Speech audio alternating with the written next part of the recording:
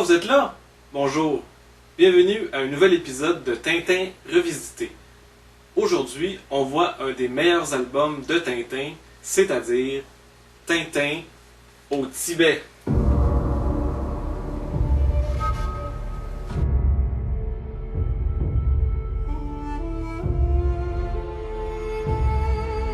L'histoire de Tintin au Tibet commence alors que Tintin et le capitaine Haddock sont en vacances dans la montagne. Pendant une joute particulièrement plate d'échecs, Tintin s'endort et fait un cauchemar. Il rêve que son ami Chang, qu'on avait rencontré dans le Lotus Bleu, est en détresse et a besoin de son aide. Peu de temps après, Tintin apprend que Chang s'en vient le visiter en Europe. Malheureusement, il apprend aussi que son avion se crash dans l'Himalaya, laissant apparemment aucun survivant. Mais Tintin est persuadé que Chang n'est pas mort. Il décide donc de partir à sa recherche. Le capitaine, qui d'abord est très réticent à partir avec Tintin, c'est pas son genre de grimper des montagnes, c'est plus un vieux loup de mer, décide quand même de le suivre, d'abord à New Delhi, et ensuite à Katmandou, au Népal. Tintin a beaucoup de difficultés à recruter un Sherpa et des porteurs pour retourner vers l'épave de l'avion. Tout le monde est persuadé que Chang est mort, mais Tintin, lui, est sûr du contraire. Finalement, Tarquet, le Sherpa de la première expédition, accepte à contre-cœur de suivre Tintin vers l'épave de l'avion. Le capitaine finit par suivre lui aussi, son courage venant de quelques bouteilles de whisky qu'il apporte avec lui. L'expédition commence. D'abord sur des rochers escarpés, ensuite vers la jungle et finalement dans l'Himalaya et ses neiges éternelles. Un jour, les voyageurs tombent sur des grandes traces de pas dans la neige. Selon Tarquet et les porteurs, il s'agit des traces du Yéti, l'abominable homme des neiges. Il n'en faut pas plus aux porteurs pour déserter nos voyageurs. Après plusieurs jours de marche dans la neige, ils arrivent enfin à l'épave.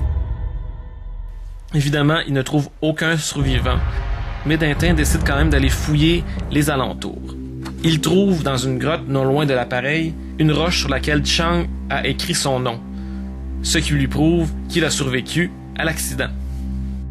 Tarquet et le capitaine, eux, ne sont toujours pas convaincus que Chang est en vie, puisqu'il aurait fallu qu'il survive plusieurs semaines dans le froid, la tempête et la neige pour être encore vivant. Au moment où les trois voyageurs décident de faire demi-tour, Tintin aperçoit une écharpe dont il est persuadé qu'elle appartenait à Chang. La route pour la recherche de Chang devient encore plus périlleuse. Nos amis doivent escalader des montagnes à 90 degrés. Un jour, alors qu'ils sont complètement épuisés, ils aperçoivent au loin une lamasserie. Mais une violente avalanche les ensevelit. Les moines de la lamasserie leur sauvent la vie et les hébergent pour quelque temps. Le chef des moines, le Grand Précieux, réussit à persuader Tintin de faire demi-tour et de retourner chez lui. Mais un des moines a une vision et il voit le Yéti, qu'ils appellent le Migou, avec un jeune garçon. Il n'en faut pas plus à Tintin pour se convaincre qu'il faut encore partir à la recherche de Chang.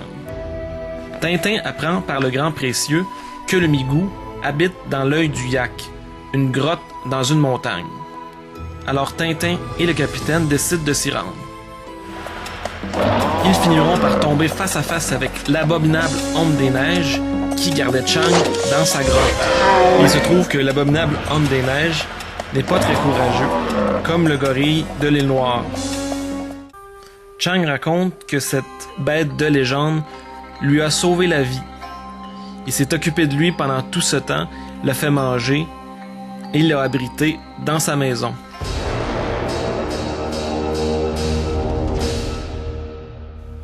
Avec l'aide de tous les moines de la lamasserie, Tintin et le capitaine ramènent un Chang affaibli à la civilisation. Qu'est-ce qui fait que cet album est si intéressant? Premièrement, c'est l'album qui montre le mieux le côté héroïque de Tintin. Il va aux limites de ses capacités physiques et de son courage pour aller sauver un ami que tout le monde croit mort. On voit aussi l'amitié ultime que le capitaine Haddock porte à Tintin, comme au moment où il est prêt à se sacrifier, à s'enlever la vie pour sauver Tintin. C'est aussi un épisode plein de moments tristes, comme lorsque Tintin découvre un ours en peluche dans la carcasse de l'avion, ou celui où Milou passe à 2 doigts de mourir gelé dans la neige, ou cet autre moment après l'avalanche où Milou pense que Tintin est mort. On en vient même à avoir des sentiments pour l'abominable homme des neiges qui s'occupe si bien de Chang et qui le voit partir avec Tintin et Haddock. En fait, j'ai trouvé Tintin tellement bon que je l'ai acheté dans plusieurs langues dans des pays que j'ai visités, comme Tim in Tibet, les aventures de Tim et Schlumpy, acheté à Vienne en allemand, ou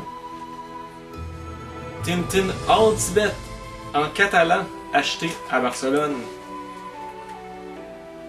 Donc, pour la qualité de son histoire et son ambiance, je donne à Tintin au Tibet une note de 9.5 sur 10. Revenez-nous la semaine prochaine pour l'épisode suivant où on verra que Tintin n'est plus l'ombre du héros qu'il est dans Tintin au Tibet.